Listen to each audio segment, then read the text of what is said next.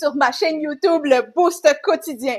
Mon nom est Cynthia Michel, mon but est de contaminer les souris sur les visages et ma mission est de vous aider à développer une psychologie positive tout en intégrant les défis et les réalités de la vie pour vous conduire à un état de bien-être émotionnel et d'épanouissement.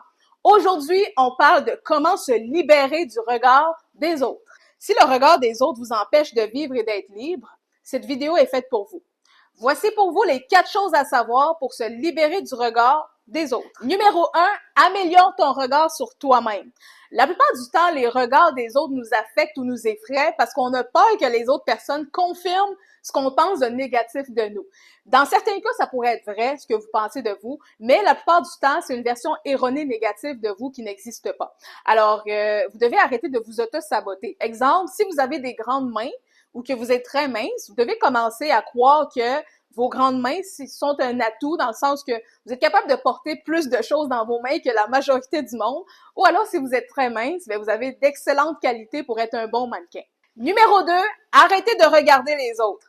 À partir du moment où vous prenez plus de temps à regarder les autres qu'à vous regarder vous-même ou à regarder votre propre situation, vous vous déconcentrez, vous perdez toute forme de contrôle. Alors, focussez sur vous. Ce n'est pas de l'égoïsme, c'est de l'objectivité. Numéro 3, vous êtes assez. À partir du moment où ce que vous faites ne nuit pas volontairement à la tranquillité des autres, ben vous êtes assez, vous avez votre place, prenez-la. Et enfin, numéro 4, vivez le momentum. Quand vous voulez faire quelque chose, pensez premièrement à ce que cela vous procurerait comme plaisir. Je vais vous prendre un exemple. Dans la société numérique dans laquelle on vit, tout le monde aime ça faire des photos, tout le monde aime ça prendre des photos, mais ça arrive souvent quand on veut faire une très belle photo artistique. Puis là, on veut peut-être prendre une photo avec un coucher du soleil en arrière et nous dans les airs.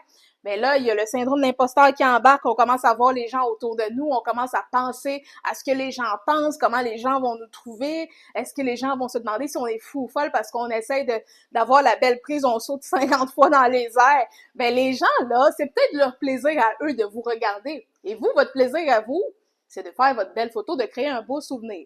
Vous êtes mieux de créer ce beau souvenir de vous dans les airs avec un beau coucher du soleil que d'avoir des regrets plus tard parce que les gens vous regardaient.